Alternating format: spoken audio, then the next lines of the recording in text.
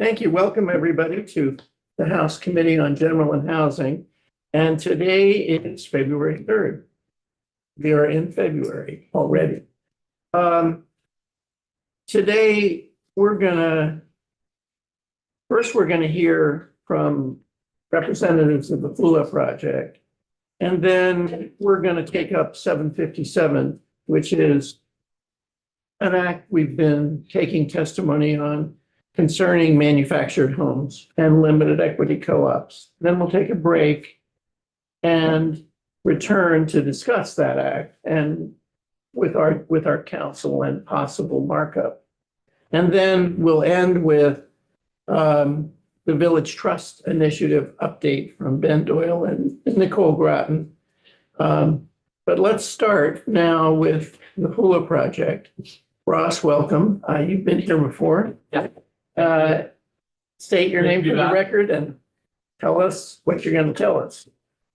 Sure. Russ Kelly, I'm the founder of FULA. And we're here today to talk about our housing development project that we're building in the south end of Burlington called Ride Your Bike. Excited to announce that we filed for our building permits. And we're on track to produce 204 units of housing. Hopefully come online in the spring of 2028. If everything stays on track and on schedule. And I'm here with my development partner, Andrew Foley from Jonathan Rose Companies, who's been working alongside of me for a number of years now to realize the potential of this project, help us with the financing that needs to be in line in order for us to realize this opportunity. Yeah, we're happy to be here. Forgive my confusion. So last time when you were here, you were describing a very large project that had upwards of 1,000 units or something like that. Is this part of that? Yeah, so this is the first phase. Okay, so we're still very much committed to this. Yeah, so in this drawing shows you the actual full phase project. We estimate being able to build up to 1,400 units. This first phase will be 204 units in the northwest corner here in these two buildings.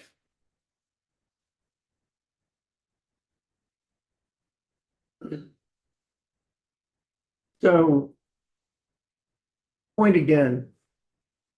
That's okay, and that's 204 units. Yes. And it's the first phase of this larger development. Yes. You want to tell us a little bit about what these units are, what they're like, are any of them affordable, et cetera? Yeah, I'm going to pass over to Andrew. You know what? There's a chair right behind you if you both want to just sit here at the same time. You should.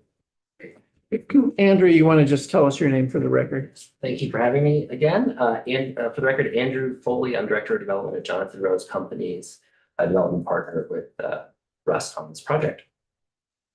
So that's actually a perfect segue. So last time we were together, we showed you kind of an empty parking lot full of possibility. We've been working with the city over this year to advance the concept design, but as been pointed out, we're really focused because we want to get some housing built now on, let's get 200 units going now. So we've had a really strong partnership with the city and a lot of support from the state, which we look forward to recapping for you. This is what we are at this point calling Building A, which is the first phase building. So it'll be 204 residential rental units, predominantly one-bedroom studios with some two-bedroom apartments. We are proposing that up to a third of the units are affordable to households at or below 80% of AMI. Local inclusionary zoning requires 15. Some of the priority housing gets you up to about 20. We really want to go beyond that because we think this is an opportunity to really provide inclusive housing that's affordable to Vermonters of all income bands. So on the ground floor, we're activating a new street we're calling Innovation Lane, which will bisect the center of the site with a range of interesting uses, about 7,600 square feet. Russ, you want to maybe add a little color to what the ground floors are gonna look like? Yeah, so typically in these types of buildings, right, ground floor uses are normally retail, restaurants, and those types of activities. The South End has a lot of those already. We don't need to be redundant or, you know, duplicative around the things that are already there. What we'd rather do is we're gonna tap into sort of the needs and wants and wishes of the tenants that'll mostly be made up of, you know, early workforce people, typically working in and around the Hula building. A lot of those tenants are in an engineering field.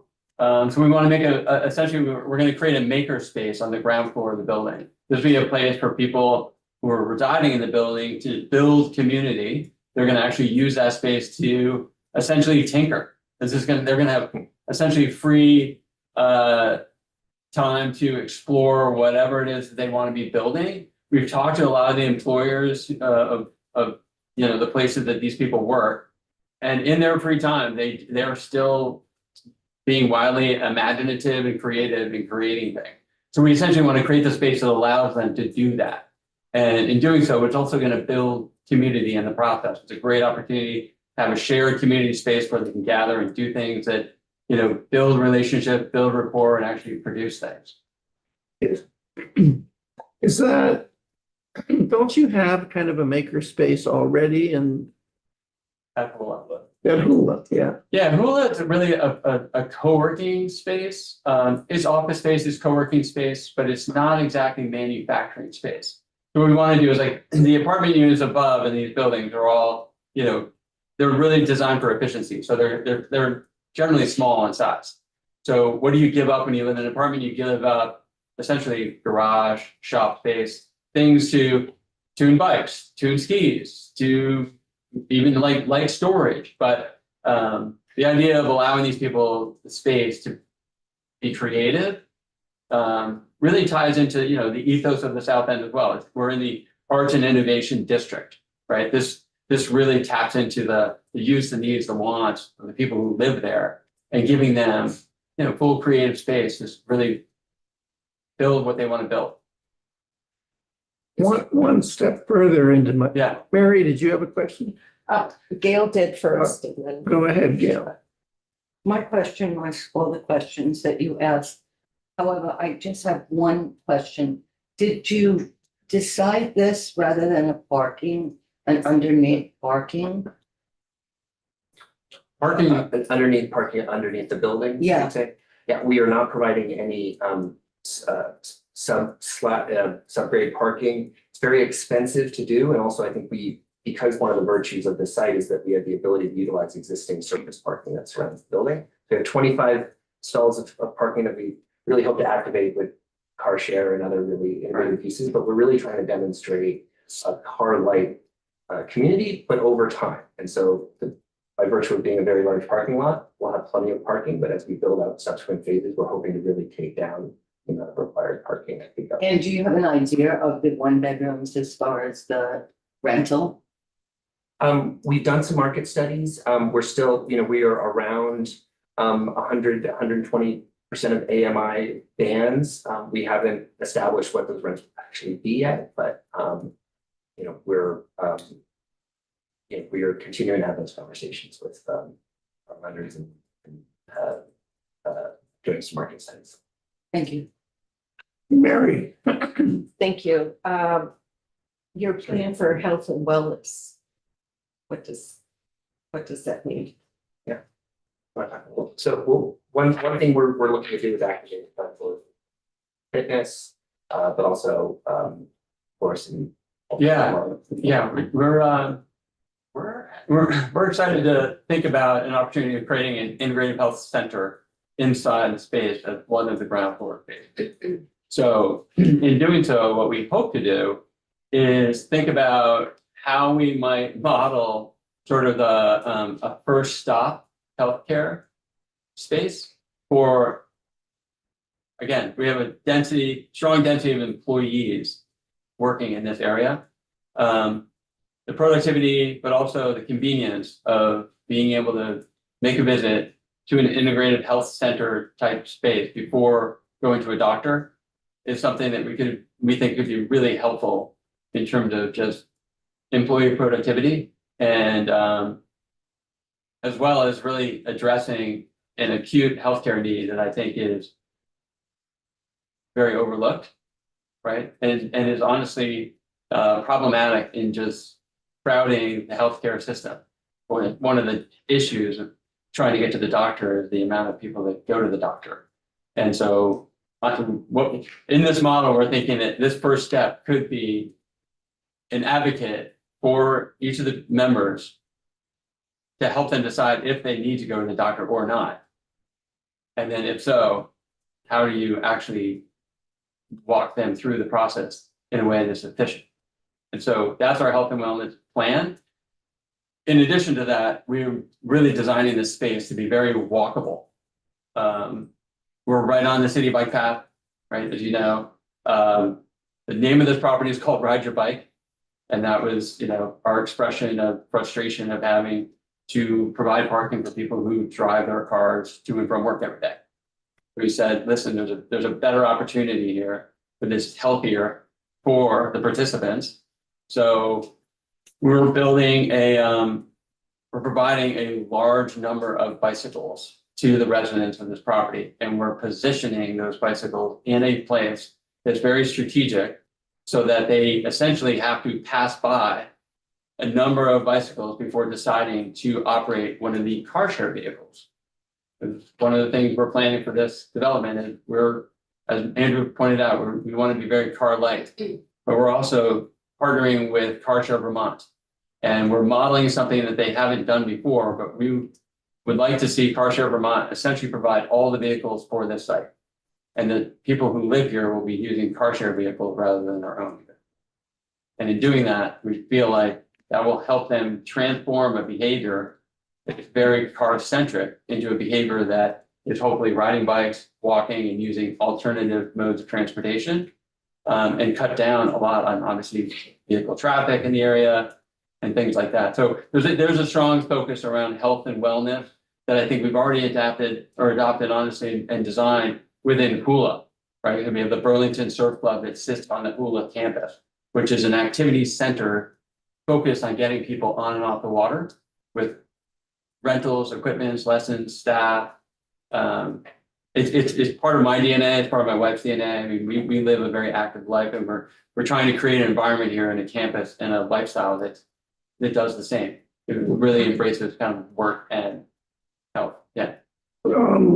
Let's see, Mary, you have another I question, have then one more. Elizabeth, you have a question too, Will and then, these, units be adaptable for, disability?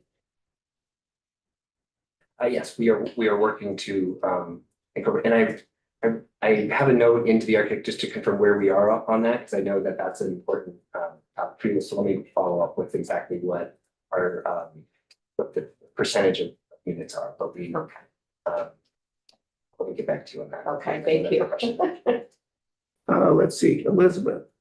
I was gonna say that Johns Hopkins had, I think now about at least 10 years ago, still relevant. I don't know if it's still going or not. But they had a really amazing program at least 10 years ago, where they would public wellness centers that included gyms. And they would also, at the same time, set up employ physical therapists on site so that it could actually be a wellness and kind of preventive care thing. And then you could get the physical therapy and the gym membership all in one kind of quasi-commercial setting. Yeah. And so it Yeah. might be just a Yeah. suggestion of Popular looking idea. to, yeah. Yeah, look at that study. Yeah. That's great. So I'm curious, usually a development that is similar to this in scale utilizes the ground floor as commercial space, anchor tenants, revenue generating, and that helps the whole thing pencil out. How are these paid membership gyms, member space, maker spaces, sorry? Are they, does membership come with the rental unit? How does that affect your financing stack? Yeah, so it will be space that is leased from the building. We haven't figured out exactly what the membership tiers and how all that's gonna work. We're still early in that process. We don't really view it as a profit center, and a lot of our projects across the country give these days with so much changing in retail patterns, retail trends, our goal is really for the ground floors to activate the communities, be an amenity for not only the residents, but the surrounding community and not be vacant, honestly. So we are trying to be fairly modest in our what we think we can get in rent for those spaces. Obviously that requires a different sort of funding stack. Are you more loans, more grants? What is it that moves to accommodate that? Our other none of the affordable housing sources that we're proposing to you will subsidize that. So it's commercial debt and equity. The goal is to get enough rent to break even with, to us, that's a win these days in Intel. In an emerging neighborhood like the tech. Passion. I had a question first.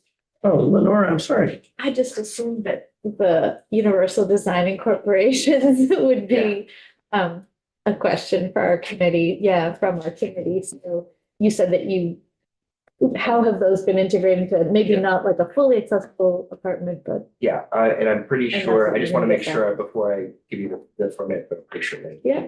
that was my question. Yeah, I mean, there's two different issues. There's universal design and then there's whether it literally, there are ADA accessible units, right? They're separate questions. Couple of questions. Did you have a We question do have a yourself? question. Please, go ahead. I'm keeping You track. were just telling her, you go.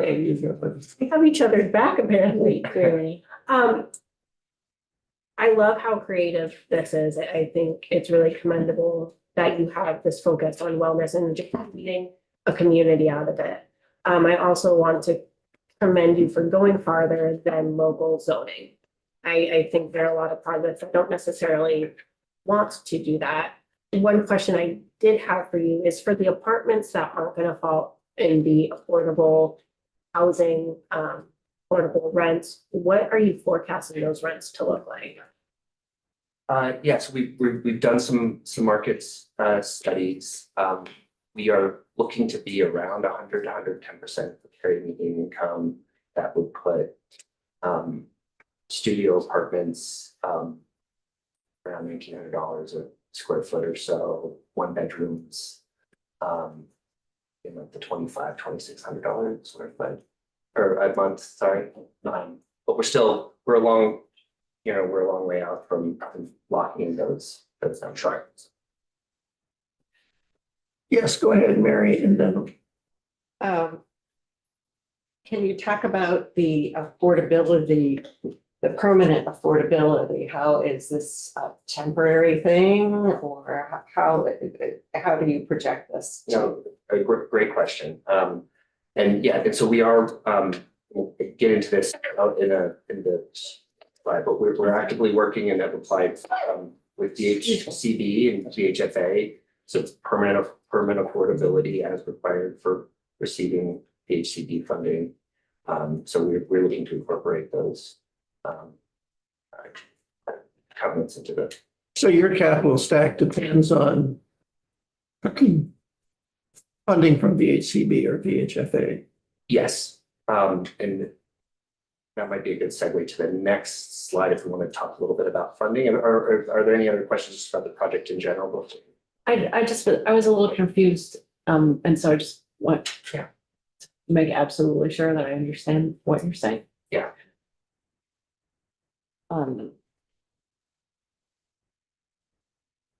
Representative Bartley just asked you about the rents for the affordable units.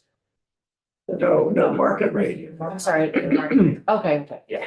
So the rents for the market rate are around 110 AMI. That's about where we are. Okay. Thank you. And just to finish that, so affordability, we are proposing that at least 20% is at or below 50% AMI, and that the additional 13% we're proposing is somewhere around 70 to 80%. Just one comment. Yeah. One of the things we hear here is that the housing crisis in part is a function of matching the type of housing to the need for housing. And there are a lot of people who are older people who live in large houses they don't want to live in, but they want smaller units. And it does occur to me that living near the water in Burlington in a small unit might be attractive, not just to a very young population, but to a retired population or an older population. In which case, there's going to be, I just want to emphasize, the mobility needs. Yes. Some of those bicycles should be electric bikes. You know, you're gonna, I mean, being, speaking for myself, one of the problems with the pro-bike community is that sometimes it doesn't think about how large the population is that's either disabled one way or another or older. And that, yeah, a healthy lifestyle is really good, but promoting that is a little different. Okay, enough with my No, pontification. Really, really. But go ahead with the finance. Just to point out that part of the project also includes the construction of 2 segments of new streets and stormwater utilities, and so made possible by all of your hard work last session to get the chip bill passed, which is a part of our financial plan here. Just a quick note on sustainability. We are proposing to utilize geothermal, rooftop solar, and we're proposing to be one of the first mass timber buildings at scale, thanks to the adoption of a new building code in Vermont at the end of last year that permits a new type of construction that allows us to utilize CLT panels. So we've got a little bit of funding from the federal government to explore this project. So both development partners are deeply committed to building green mixed income housing, and so we look forward to making this project that everyone is proud of, with a high efficiency of energy envelope, and it really demonstrates some key green features. Just to talk a little bit about all the funding sources that go into making this project possible.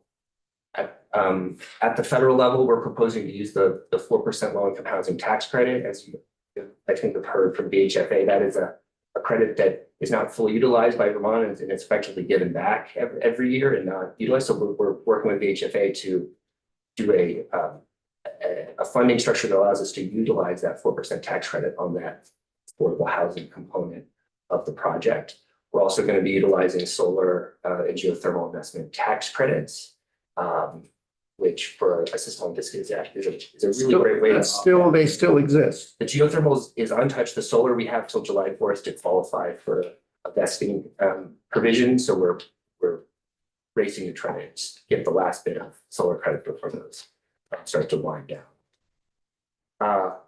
And then at the state, CHIP was make or break for us. So thank you for all your work to get that going. Given we're creating a new neighborhood as shown, and that's a lot of infrastructure work. And so CHIP is a really big component of our funding strategy. We're also really proud that we received funding from Treasurer Pichek's office in the 10% for Vermont program. He was at Hulu yesterday announcing us among other winners across the state.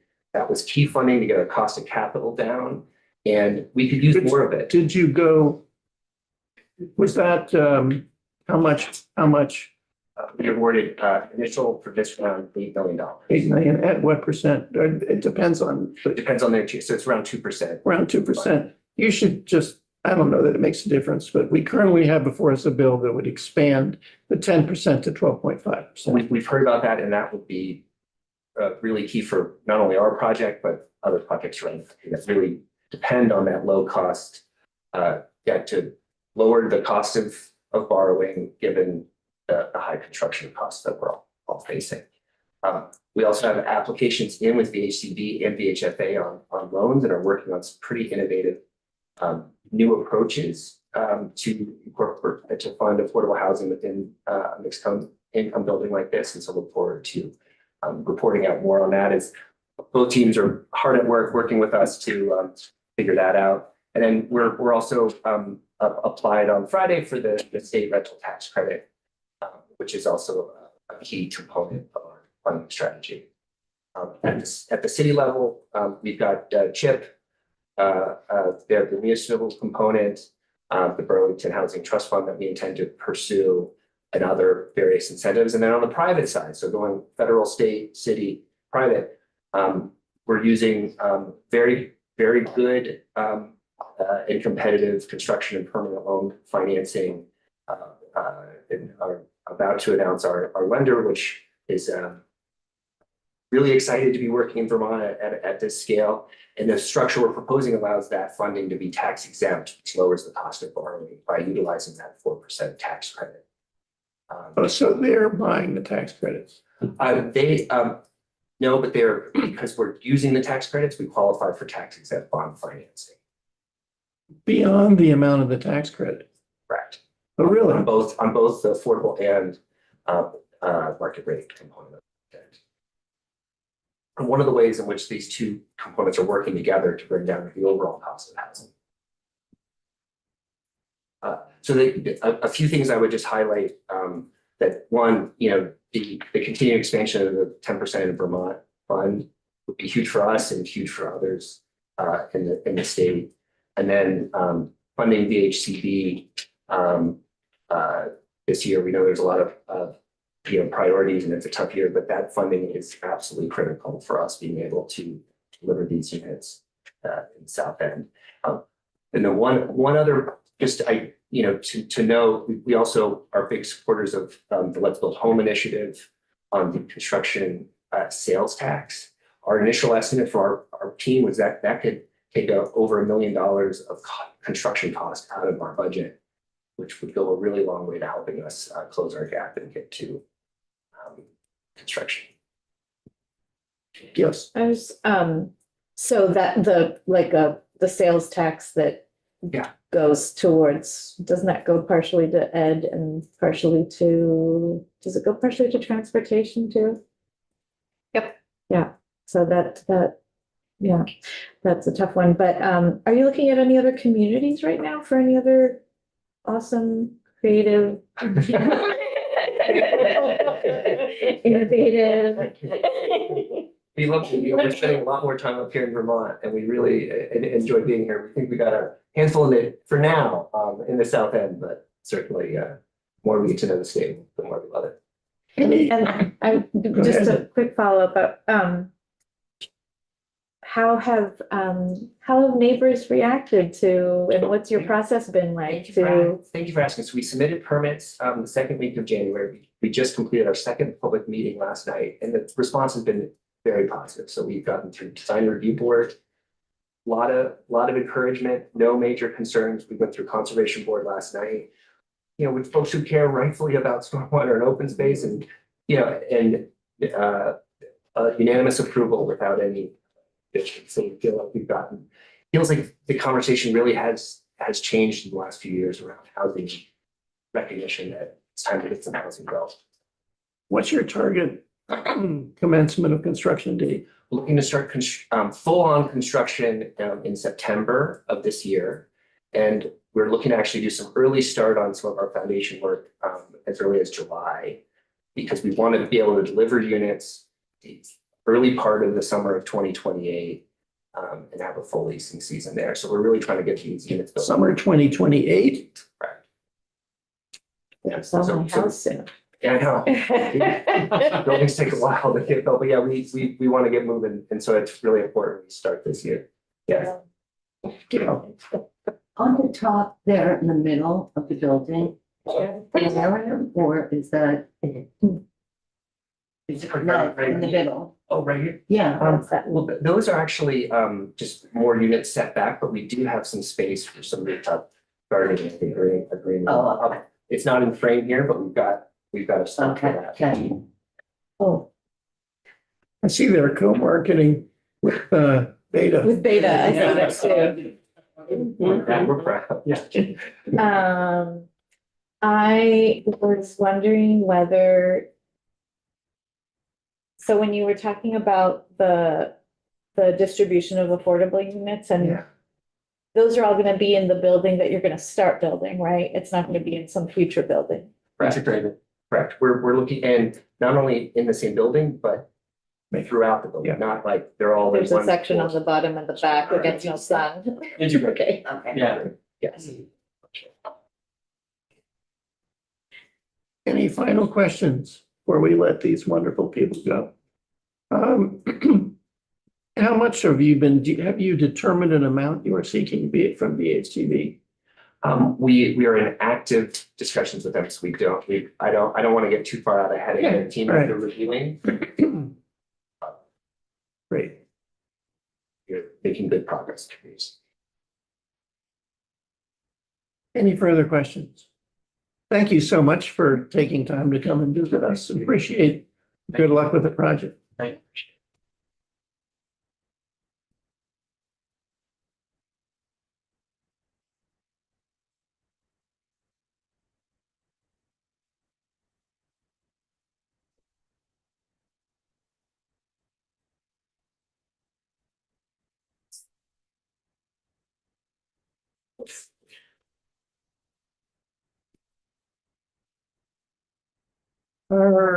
Next, we're going to hear first taking up 757, which is again manufactured housing and limited equity cooperatives. And we're going to hear, I think we're going to hear from Chris Dalia, who normally is here in the State House, but due to illness is appearing online. Chris, are you available at this point? Yes, sir, I am. Sounds great. And would you like to remain invisible in this situation? We certainly would tolerate it if you prefer that. Hearing online, Chris, wait, are you available at this point? Yeah, There's a delay. sounds great. And something's like to remain invisible in this situation. We certainly would tolerate it if you prefer that. I appreciate that, Mr. Chairman. It's been a rough few days. Thank you for the opportunity to testify. I wanted to continue with the testimony because I didn't want to hold up your bill in any way. We appreciate the work that you've done on 757. This is a critical issue to address. And as I understand it, you've done it in a way that does not hinder, Chris? if you will, the ability to finance mobile homes as personal property. As I've spoken with some of you, the ability to finance both as personal property and as real estate, like a home, Chris, is could very you hear me? important. Chris, could you identify yourself for the record? Oh, sorry, Chris Delia, President, Vermont Bankers Association. Okay, I'm sorry. Go ahead. No, that's fine. And so we appreciate the fact that you continue to preserve that approach in the marketplace. And that's important because I have institutions that do it both ways. Some who finance it as real estate, regardless of where it is, and others who finance it as real estate if it's on their own land, or finance it as personal property if it's on leased land in a park. So by preserving that, we greatly appreciate that approach. My concern was if it wasn't preserved, then you may see some lenders in the marketplace decide to leave because that's their business model and they want to maintain that flexibility. So I know you folks had a number of questions on financing. I'm happy to answer any questions that you might have, but I just wanted to voice our support for 757 and the work that you've done here. Questions? Yes. Yes, I'm sorry, just because there was, I missed a little bit of so you've said you're describing the current landscape as borrowers who get, real estate loans in any of three situations, being on owned land, being on rented land. But then also you said that you wanted us to retain something specifically that Sure. you do see in the bill. Could you please just repeat that part? Am I the only one who missed it? No. Okay. No, I'm happy to step back, if you will. So financing in the marketplace occurs under two different business models. One is a bank will lend to a borrower and hold that in portfolio. That means the loan is kept within house. There's different criteria, different circumstances that they will look at with the borrower.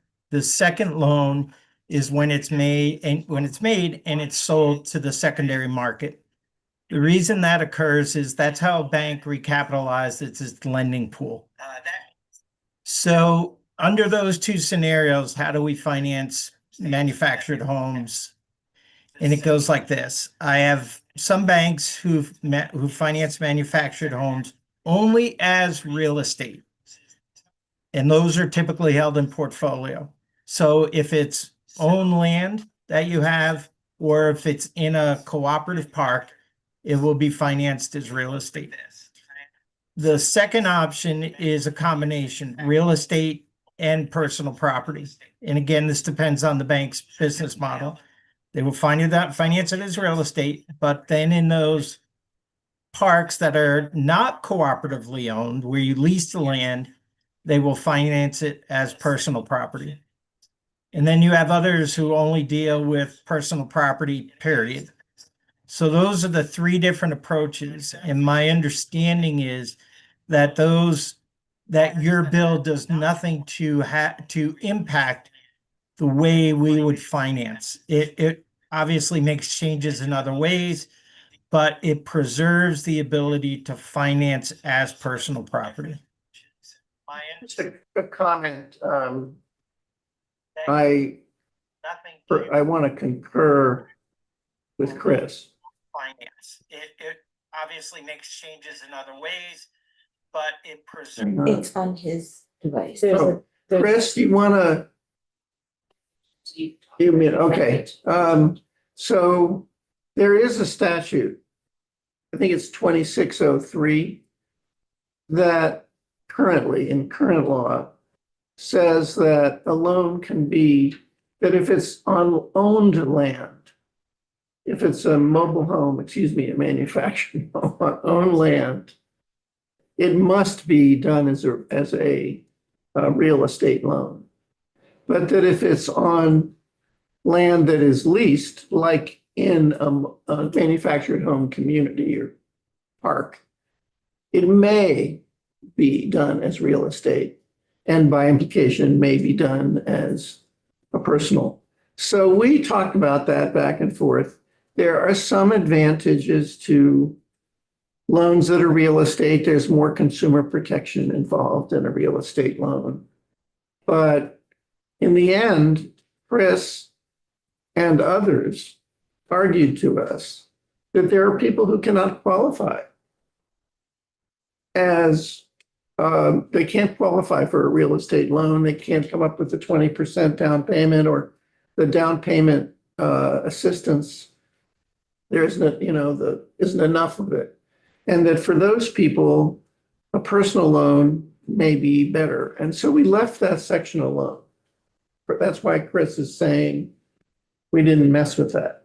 But Chris, just for your information, over the weekend, we received information from Eastrise and their attorney indicating a desire for something else.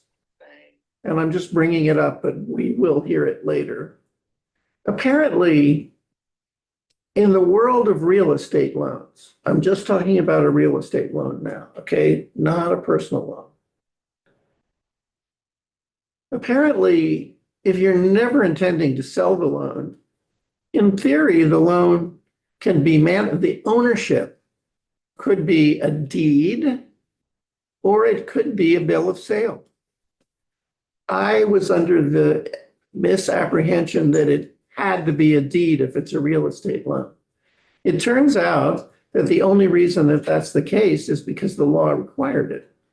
And so we have before us an amendment to our bill, which still has to be looked at by council, which would allow real estate loans to use either a bill of sale or a deed. So there's even more flexibility if we do that. Chris, we haven't done it yet. It's just literally developed over the weekend, but I wanted you to know that. Can you unmute him?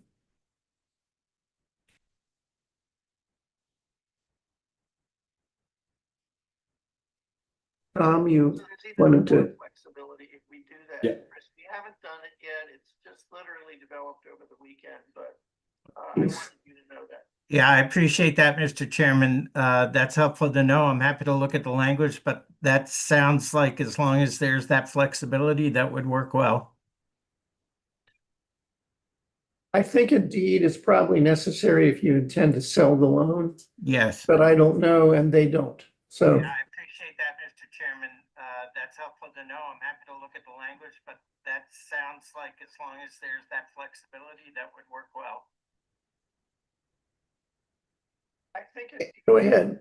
I have a quick question. Do you have a sense of how challenging it is for folks to actually repay the loans on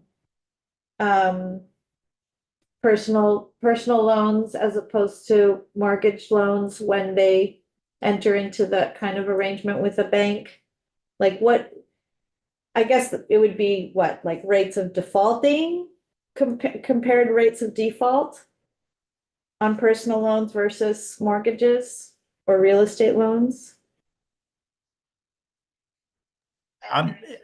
Representative, I'm sorry, I don't have that default data in front of me.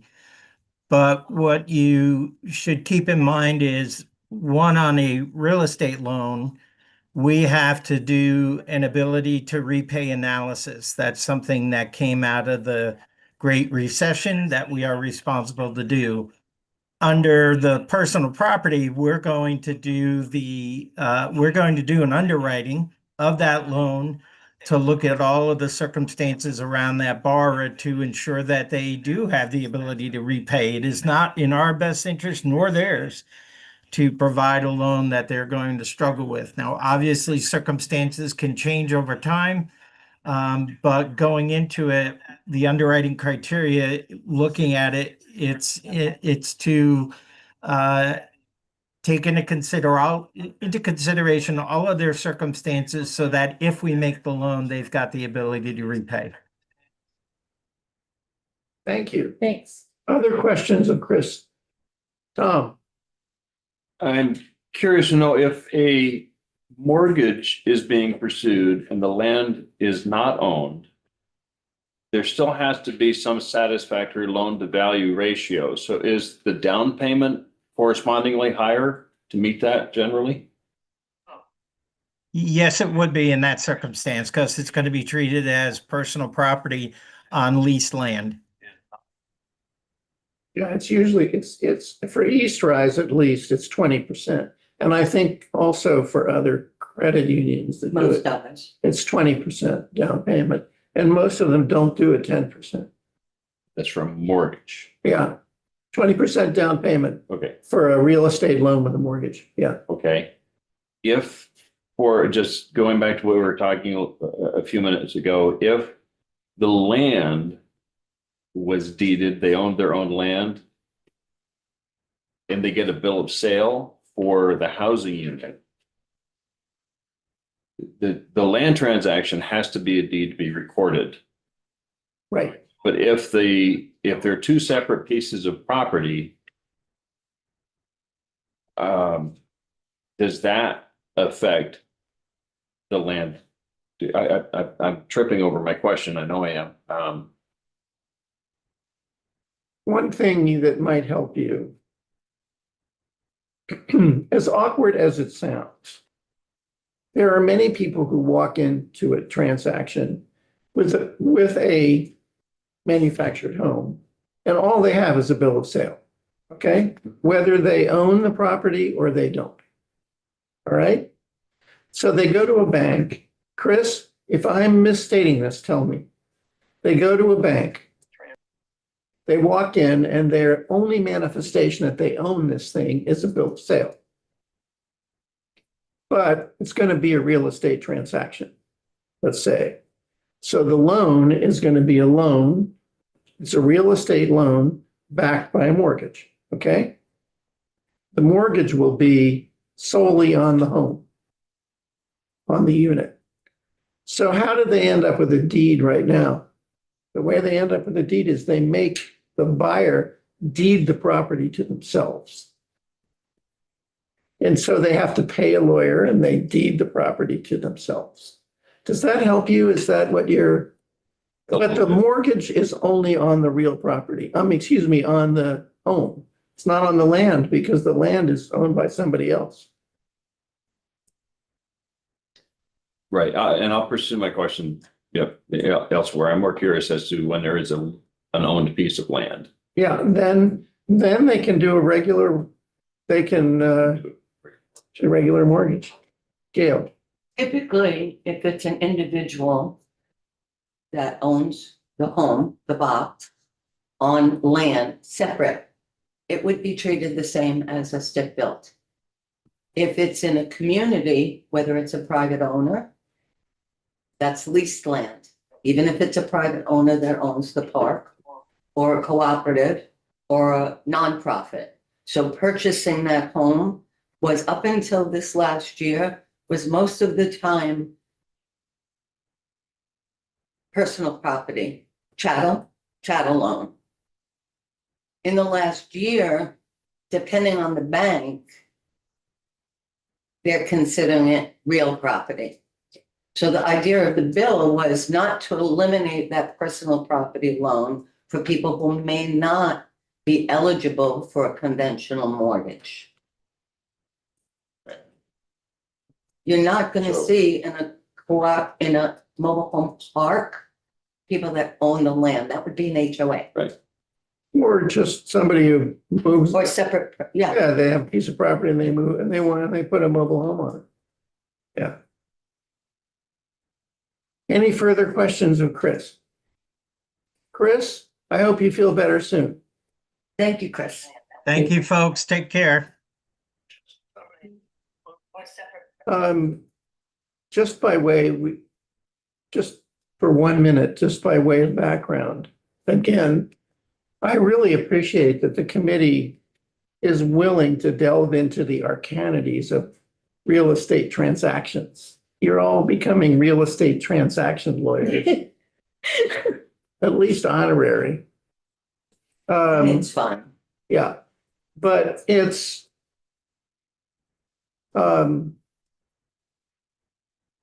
there's a long history of transferring things in the United States, selling them as personal property.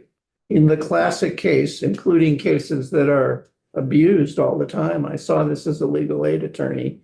Someone walked in and they bought a whole dining room set on credit.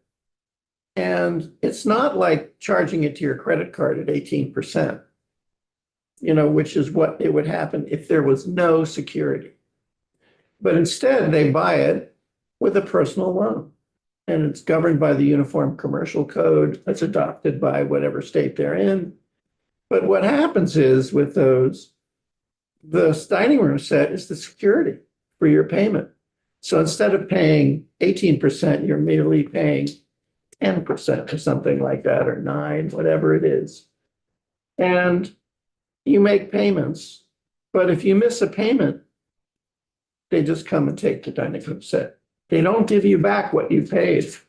You just take the dining room set. A real estate loan, and real estate has a whole history in the United States of pro-consumer legislation, which admittedly is not perfect by any means. I mean, there are all kinds of problems with real estate loans, but with a real estate loan, you go into a bank and you say, I want to borrow $100,000.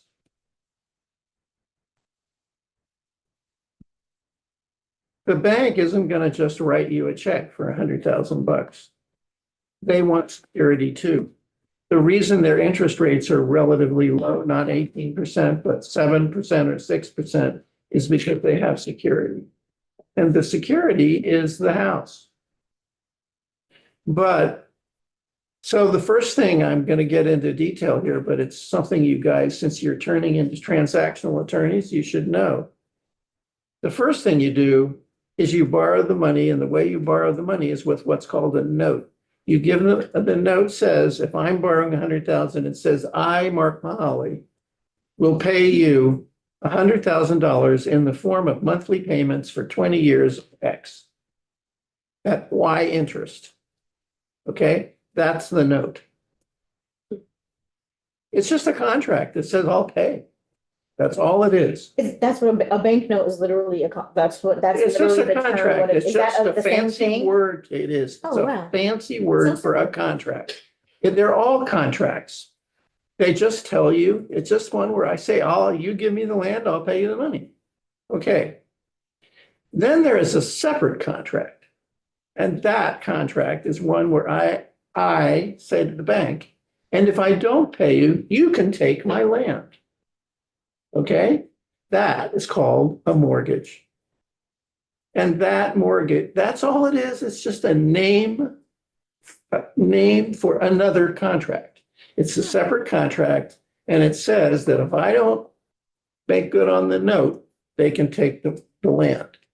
But there's been generations of consumer legislation that says, yeah, but they have to give you warnings, they have to give you an opportunity to pay, and then even if they take your land, take your contract, your house, you have a right to cure, come up with the payment later. There's all kinds of protections for consumers built into legislation around the United States and federal legislation on protecting the consumer around mortgages.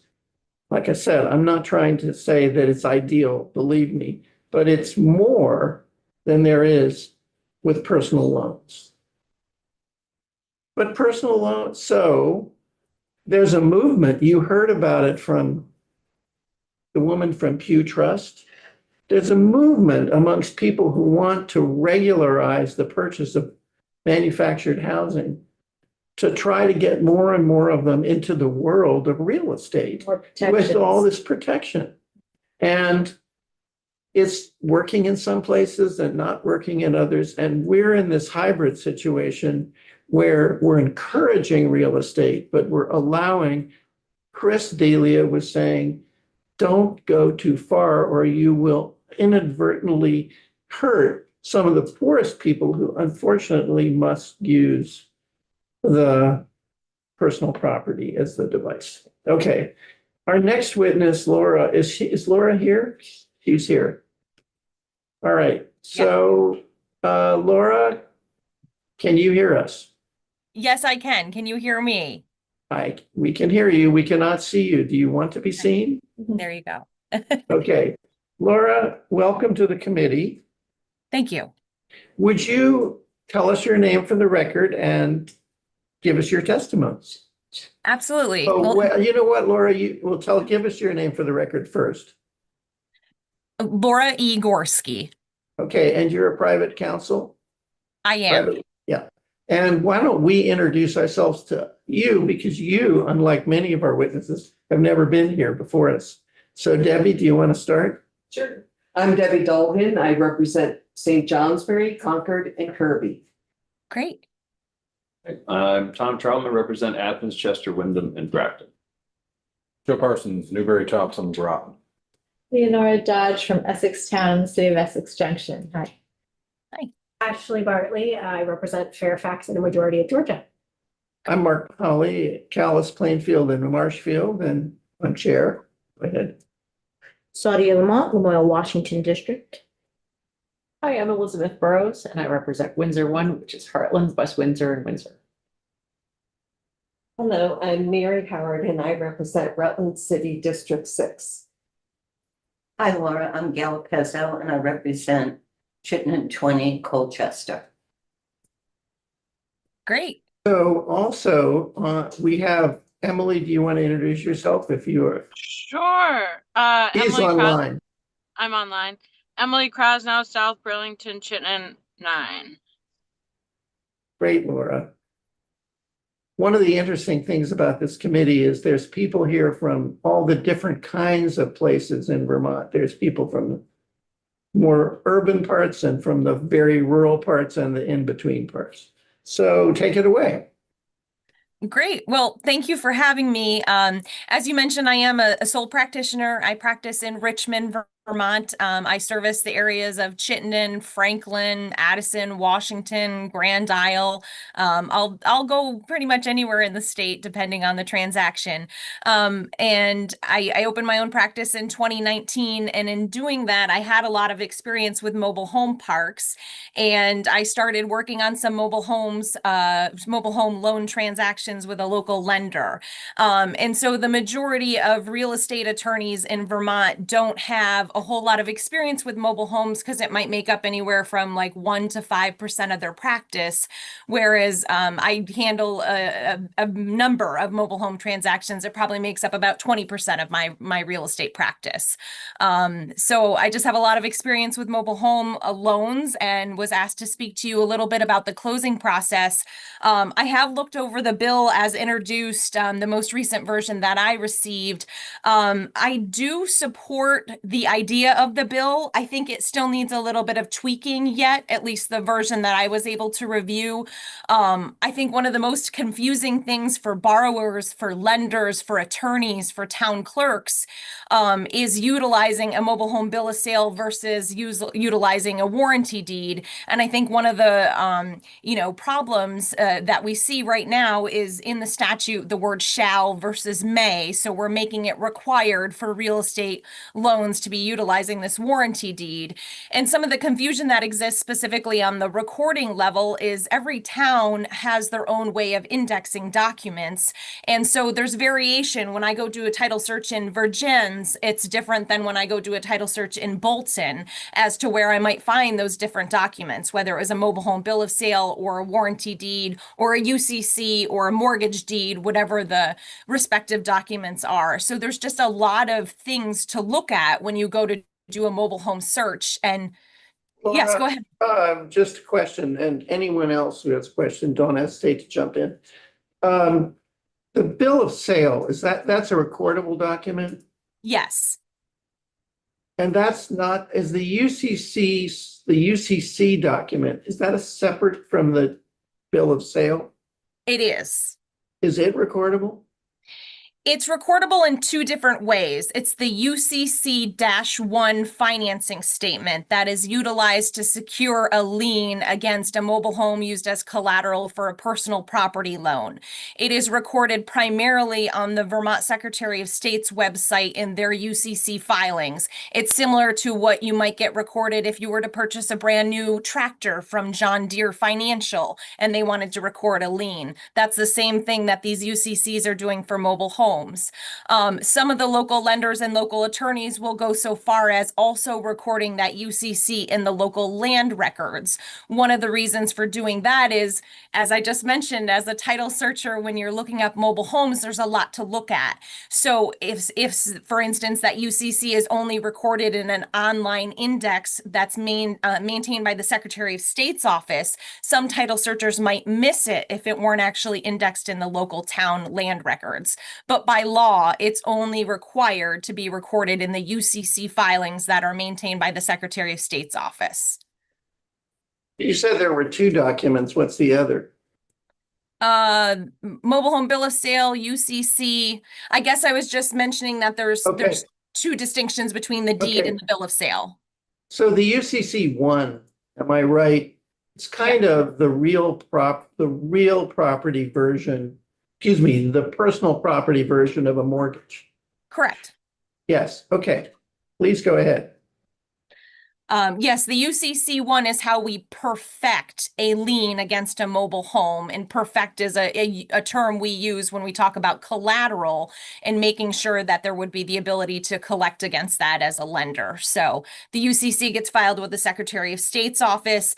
On mobile homes, they're good for a period of 30 years. So the lender only has to file them that one time. And then once the lien is paid off, that UCC is released. If that particular lender did file a copy locally in the land records, they're also in the habit of discharging or releasing that lien from the land records as well.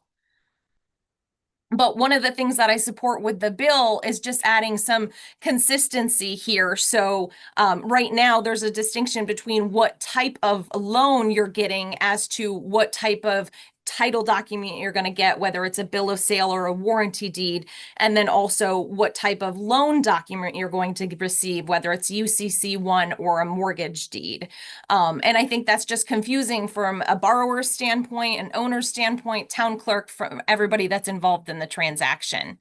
And depending on the attorney that's handling the transaction and conducting the closing, that might vary from office to office too, as to what's being recorded in the land records or whether or not they're securing it with a mortgage. There's some variation from different attorneys' offices. So there's lack of consistency here, which I think just leads to confusion.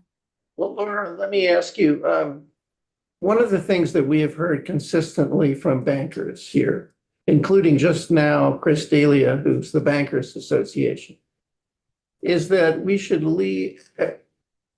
Let me back up. We have heard that for consumer protection purposes, national organizations such as the Pew Trust, which are advocating for making it easier to own and finance mobile homes, manufactured homes, they like the real estate status, the real estate loan, et cetera.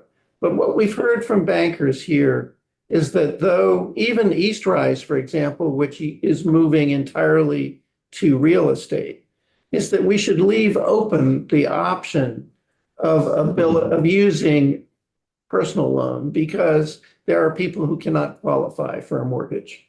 And well, they can't qualify for a real estate loan because they can't come up with a down payment or they don't have the credit score, et cetera. So we've left that duality in the statute. We have not messed with that duality.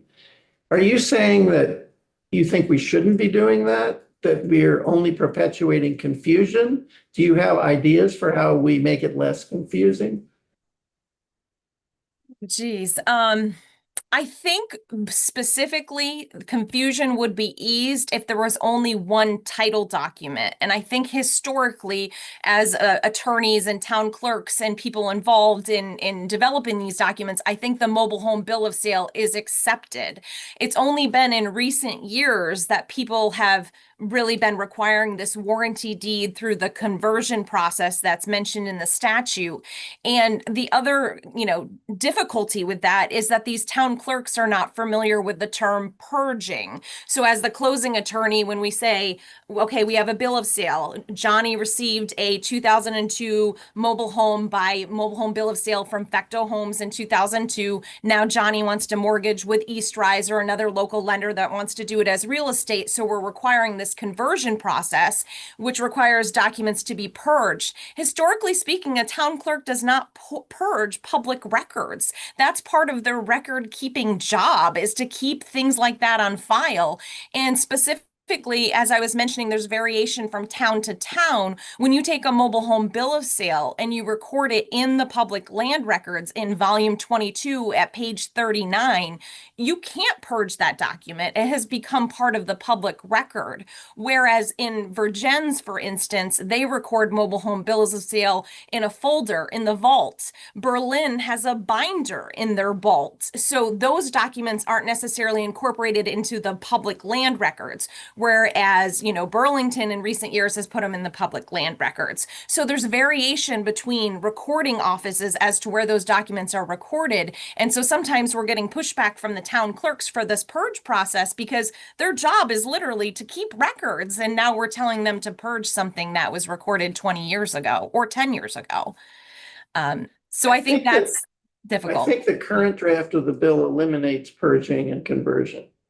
Okay. Yes, No, Leonora had a question. Leonora. No, that was a while back. Yeah, I understand. I think we're trying to get to a point where conversion isn't necessary. Okay. I would support that.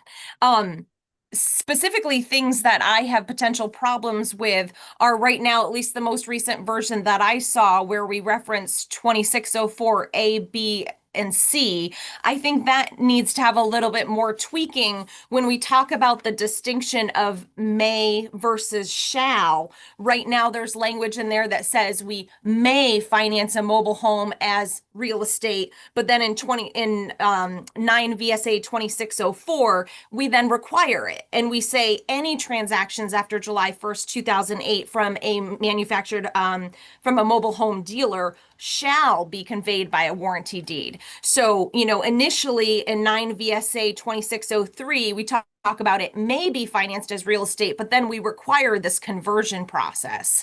I'm really delighted to hear your testimony on this, because I spent the weekend with various lawyers talking about this.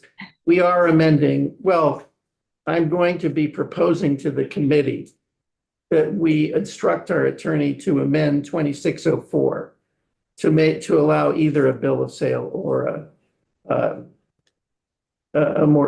either a bill of sale or a note and mortgage. So.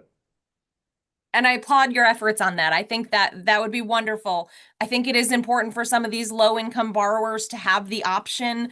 I will also just throw out there, I know you've received testimony from Eastrise and other lenders about interest rates, and some of the personal property loans that I'm closing on right now are 5.99 fixed rate for a 20-year term. That's pretty competitive. Our mortgage rates are even higher than that right now. So depending on the local lender and the consumer product that's available, you don't see the high interest rates. I've been in this profession for going on 17 years.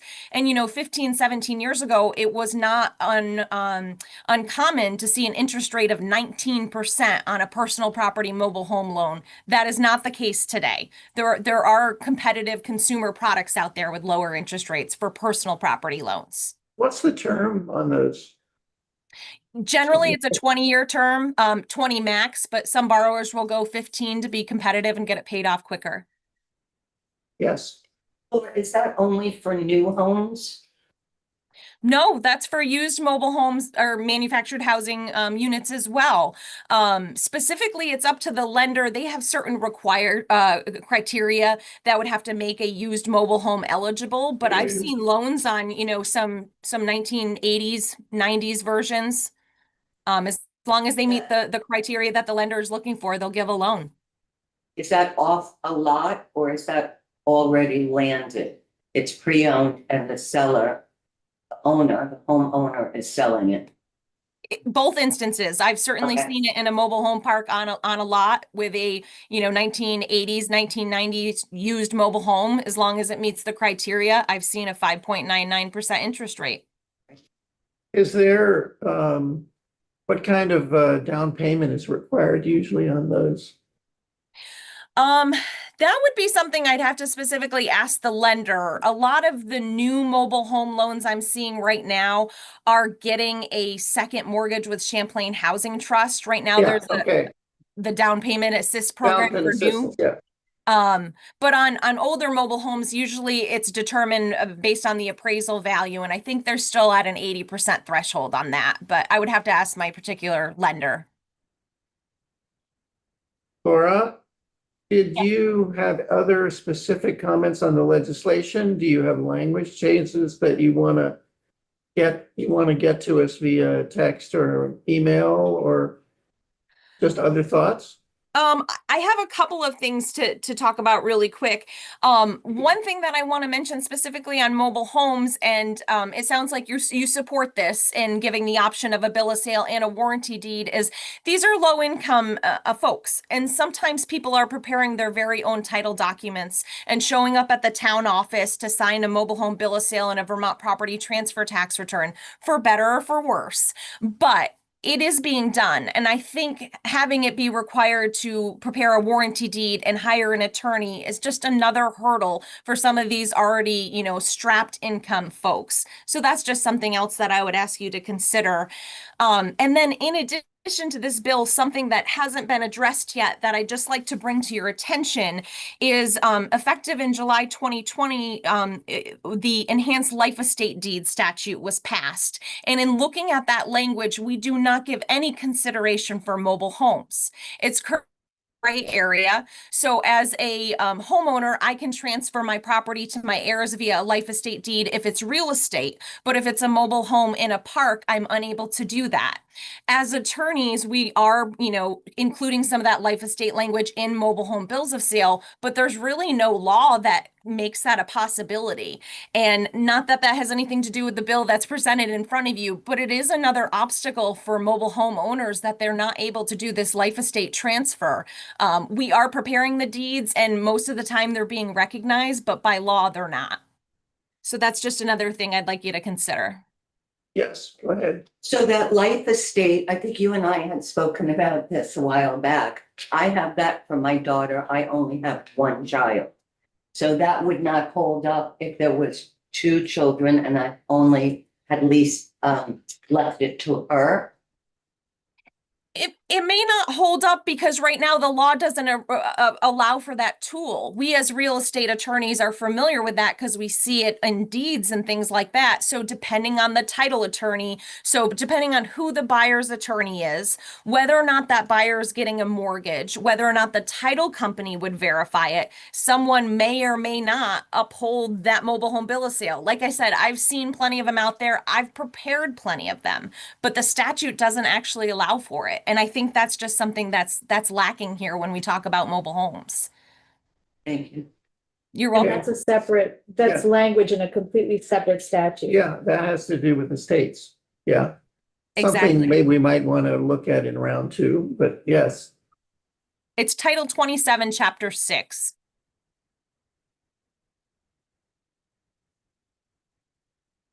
Great, thank you. Yes. What else? One thing that I think the bill probably should consider if we're going to allow both mobile home bills of sale and warranty deeds is how that's going to affect future owners. Right now, as written, the statute says once we convert to a warranty deed, we can't ever go back. So that means once Joe converts his mobile home to a warranty deed and he sells it to Sally 10 years later or 5 years later, Sally can never get a personal property loan. She is mandated by that conversion process to continue utilizing it as real estate.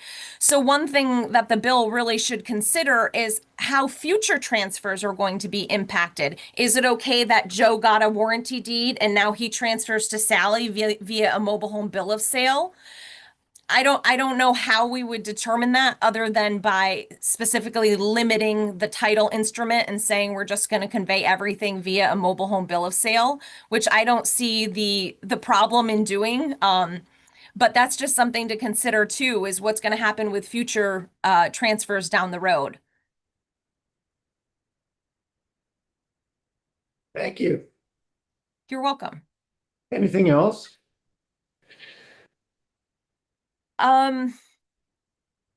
It wouldn't be a bad idea if the bill gave some form of instruction to a town clerk of how to record some of these documents. For instance, mobile home bills of sale right now, like I said, vary from town to town. Some towns I can find those documents online. Like if I was looking in Colchester, I could find a mobile home bill of sale. If I was looking at the online indexing in Virgins, for instance, I would not see any mobile home bills of sale, and it would require me to drive to Virgins and look for that mobile home bill of sale. That's fine, and that's what we're accustomed to as title searchers, but it might be helpful if we gave some instruction to town clerks just to offer some consistency. Just that mobile home bills of sale should be recorded in the land records and should be made publicly available with local land records, because it varies from recording index to different towns. Yes, Ashley. Not necessarily a question for Laura, but more for Hazel, because you served on the study committee, correct?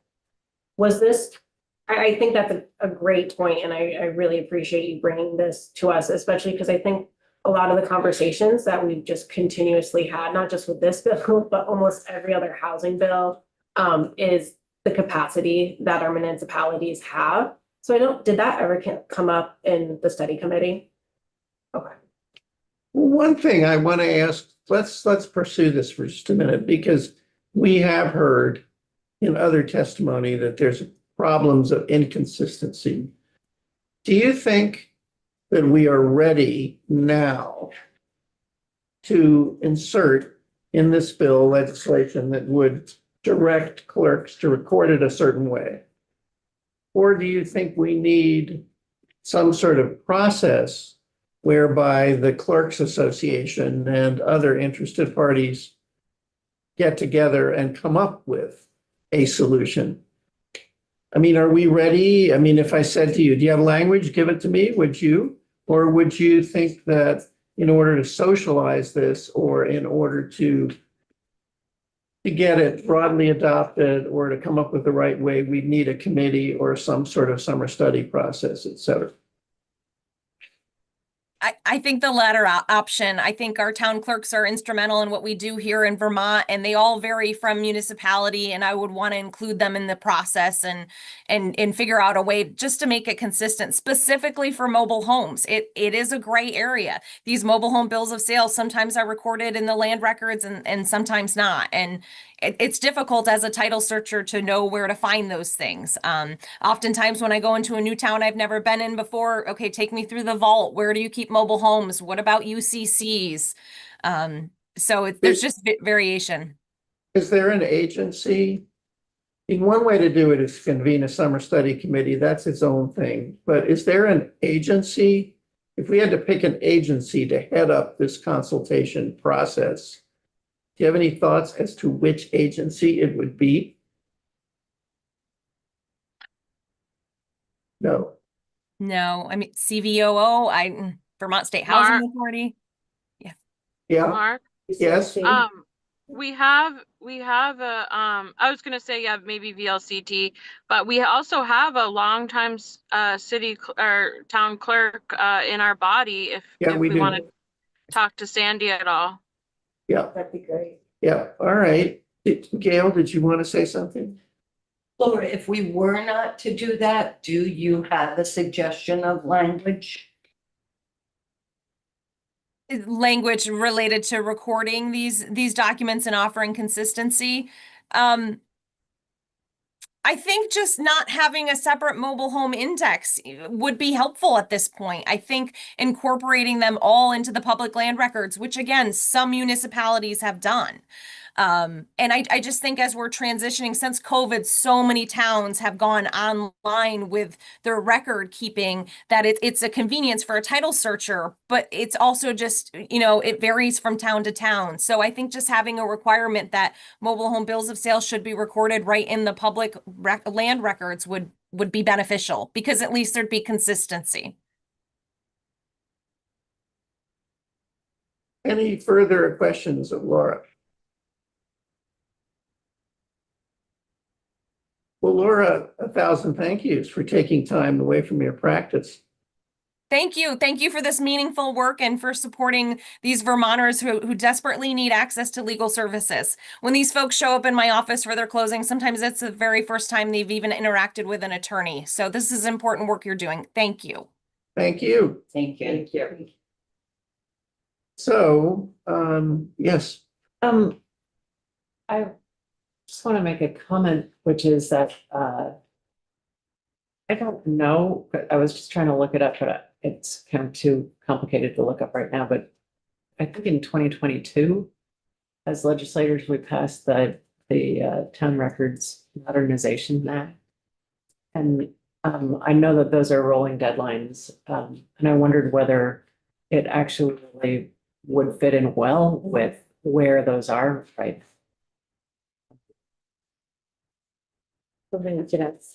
Sophie or. Do you know who? I wonder what committee did that? GovOps. GovOps. They had all the town clerks come in and testify on it. I remember because I had a town clerks related bill at the time and it was timed for the same day as the. So that was definitely 2022. Okay. I think the last point, it sounds like a lot of her points we've actually dealt with in proposed revisions that we can discuss in markup, which is coming up after a break. This last one is very interesting because, hello, Emily. This last one is very interesting just because we've heard about this confusion. And I think Gail and I will nose around and see if we can come up with something. But meanwhile, we're going to take a break and reconvene around 2:30 for a discussion about the bill markup, and Cameron will be